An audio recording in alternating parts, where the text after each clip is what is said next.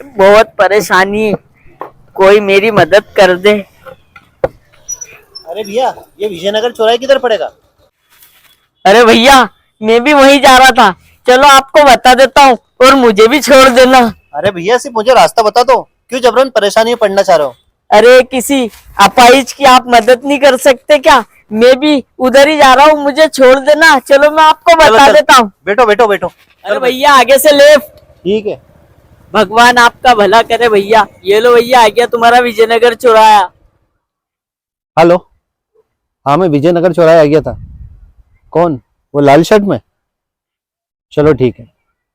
अरे भैया, वो लाल शर्ट वाला आपका दोस्त है क्या? हाँ भैया।